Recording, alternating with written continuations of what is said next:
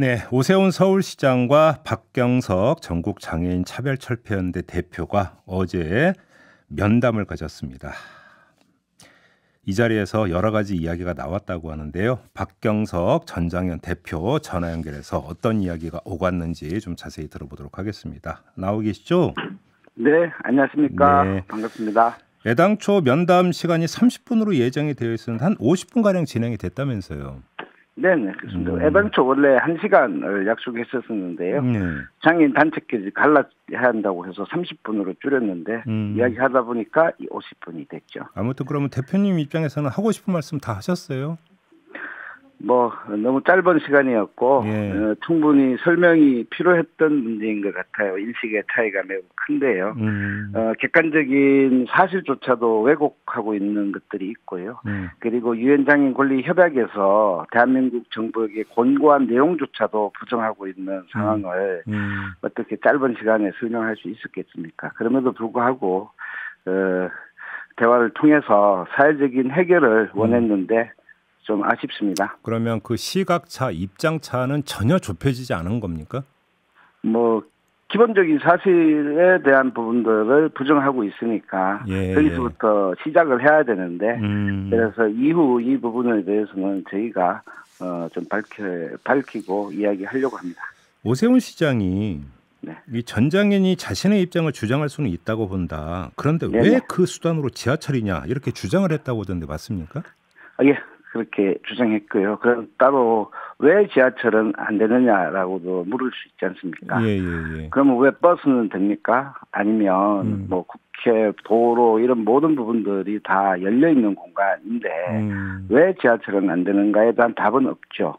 정치성의 문제나 그리고 또 출근길을 이렇게 이야기하는데요. 그러면 점심시간에는 하면 됩니까?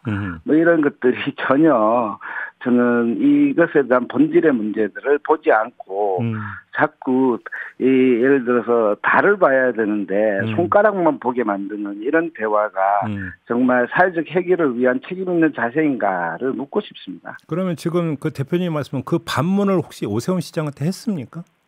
못했습니다. 하고 싶었는데요. 왜 못하셨어요? 너무 시간이 짧았고요. 그리고 시장님 발언과 복지실장의 발언과 저의 발언이 이렇게 있으니까 2대1로 한 게 된 거죠, 결론적으로. 그렇게. 근데 이 얘기는 좀 오갔을 것 같은데 오세훈 시장이 전장애인이 사회적 약자라고 생각하지 않는다라고 말한 바 있잖아요. 네, 그렇습니다. 혹시 어제 이거에 대한 어떤 그 추가적인 어떤 주장이나 부연이 있었습니까? 그렇게 설명을 했고요. 또 그 자리에서도 또 자세하게 설명을 했었습니다. 뭐라고 설명을 했나요? 그러니까 전장애인이 사회적 강자가 됐다. 시민들을 상대로 해서 출근길에 이렇게 극단적 형태의 시위 이렇게 표현하면서까지 저희를 사회적 강자라고 이렇게 갈라치기 하시더라고요. 네. 아니 그러면 전장애인이 사회적 강자라고 이렇게 그 규정하는 거에 대해서 어떻게 받아들이세요? 그분의 생각이 그렇다면 어쩔 수는 없겠지만요. 진짜 강자는 기획재정부죠. 왜 더 강자에게는 아무 말 못하고 자기 스스로 갈라치기 하고 그리고 그것을 편협하게 이미 찍어놓고 사회적 강자라고 하면서 왜 우리들에게 극단적 시위를 이야기하고 있는지에 대해서 정말 이 진실이 뭔지를 봤으면 좋겠습니다. 극단적 시위가 문제가 아니라 극단적인 지속적인 차별이 문제였죠. 그 원인에 대해서는 1도 이야기하지 않습니다. 그러니까 오세훈 시장은 전장애인의 이런 시위 때문에 시민들이 불편을 겪고 있으니까 시민들이 피해자다 이 논리잖아요. 그렇습니다. 아마 그 대표님도 이런 주장 숱하게 접하셨을 텐데 다시 한번 여쭤볼게요. 이런 어떤 주장에 대해서 어떤 말씀 주시겠어요? 시위하는 모든 사람들은 다 강자겠네요.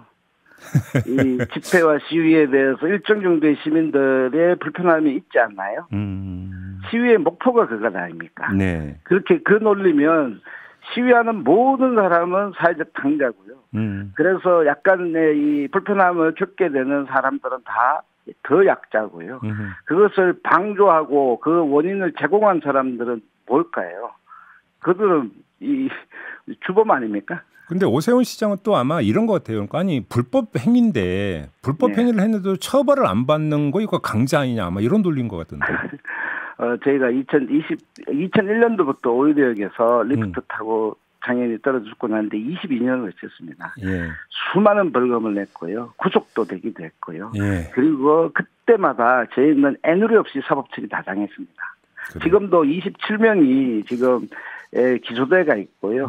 그리고 경찰과 검찰은 저희들에게 아주 강하게 이렇게 처벌할 것을 이미 예고해놓고 있습니다. 지구 끝까지 찾아와서 사법 처리하시겠다는데 저희는 지구 끝까지 도망갈 수단도 없고요.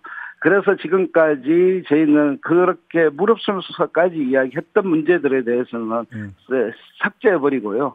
지금 아직 안 잡혀갔으니까 뭐 이런 식으로 그걸 관용이라고 이렇게 표현하니 정말 관용한 사람들은요 저희죠. 아무튼 그 전 장인의 궁극적인 주장은 장애인 예산 확충이잖아요.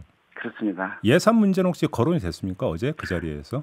예, 됐습니다. 그리고 마지막 부분에 진심입니다. 진심입니다. 이렇게 이야기를 하시더라고요. 네. 그래서 예산 확대를 좀 노력하겠다. 그러나 그리고 예산의 범위가 있고 한정이 있다. 이 말은 지금까지 22년 동안 저희가 기본적인 이동의 권리, 노동할 권리, 교육받을 권리, 시설이 아니라 지역에서 살아갈 권리를 이야기할 때마다 들은 똑같은 레파토리였습니다. 네. 안 한다고 하신 정신이 없었어요. 다 최대한 노력합니다. 진심입니다. 여러분들을 위합니다. 그리고 펴주십시오. 이렇게 이야기했지 않습니까? 예, 그래요. 자, 그 법원이 조정 결정 내렸던 거에 이제 안 받아들여졌잖아요. 그렇습니다. 그럼 이제 어떻게 이제 이게 이제 다시 이제 재판으로 넘어가서 이제 이게 되는 겁니까? 어떻게 되는 겁니까? 이유는? 예, 지금 재판을 이제 진행하게 될 거고요. 예. 조정문이 양쪽 다 거부했기 때문에 이제 1심 재판이 곧 시작될 거로 예상이 됩니다. 그래요.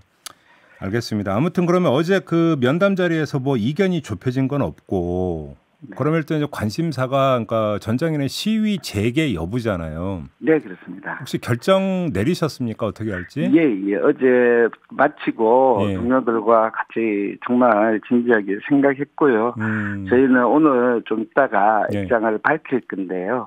저희는 이제 더 이상 어떤 권력이 책임 있는 힘 있는 사람들이 이것이 사회적으로 풀 능력이 없다. 의지도 없다라고 확인했고요. 그래서 사회적 해결을 위해서 시민들께 제안을 드리려고 합니다. 어떤 제안이요?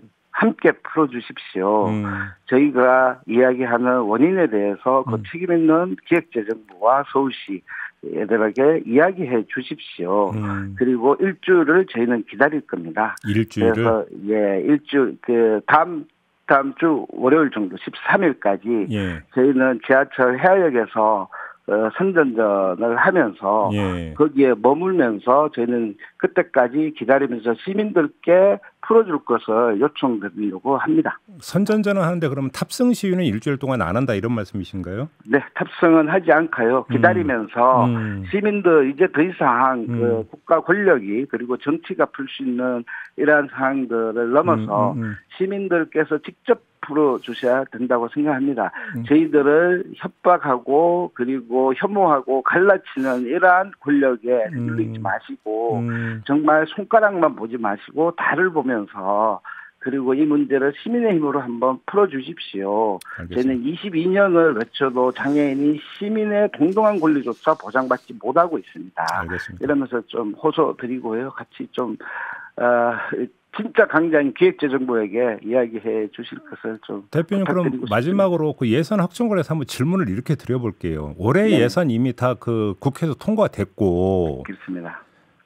그다음에 예를 들어서 이제 그 야당 같은 경우는 난방비 폭탄 이럴 것 때문에 추경 편성하자고 하지만 정부는 지금 손사래를 치고 있는 상황에서 당장 예산 확충이 쉽겠느냐라고 하는 현실적인 뭔가 그 물음이 나올 수 있거든요. 그렇습니다. 이거에 대해서는 어떻게 생각을 하세요?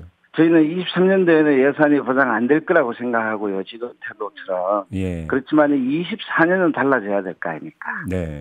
그래서 23년도 3월 달에는 보통 기획재정부가 재정 전략회의를 합니다. 그때 한번 결정되면요. 그냥 나머지는 형식적 절차만 있더라고요. 저희가 쭉 봐왔더니만 국회에서 결국은 기획재정부가 헌법에 명시된 57조의 거부할 수 있는 권한이 있더라고요. 예. 그래서 기획재정부가 그냥 해버리면 모든 과정들이 끝나서 그래서 3월 달에 기획재정부가 주관하는 재정전략회의 때 이것이 반영돼야 된다. 24년도 예산이 반영돼야 된다. 이렇게 저희는 이야기하고 있습니다. 그러면 3월에 있을 재정전략회의에서 네네. 장애인 그 예산을 확충하겠다라는 명시적인 이런 네. 언급 최소한 이 정도는 있어야 된다. 이런 말씀이신가요? 그렇습니다. 기획재정부의 장관의 의지가 표현돼야 된다고 저희는 생각합니다. 그러면 예를 들어서 기획재정부 장관이 구체적으로 몇 % 확충하겠다 이런 구체적인 실행방까지는 언급을 하지 않더라도 더 늘리겠다야 포괄적 언급만 있어도 되는 겁니까? 예, 포괄적 언급은요 계속 해왔어요. 그래서 저희가 장애인 권리 예산의 0.8%를 올렸거든요. 그것도 포괄적으로 따지면 0.8%도 올렸다고 이렇게 하실 거니까 저희는 구체적인 예산안에 대해서 이미 제출하고 있습니다. 거기에 대해서 검토를 해달라는 것이고요. 그냥 정치적인 묘사로 열심히 노력하겠습니다. 올리겠습니다. 이런 거는요. 그건 안 된다. 지금까지 해왔던 레퍼토리 아닙니까? 알겠습니다. 자, 말씀 여기까지 들을게요. 고맙습니다, 대표님. 네, 고맙습니다. 네, 박경석 전장현 대표였습니다.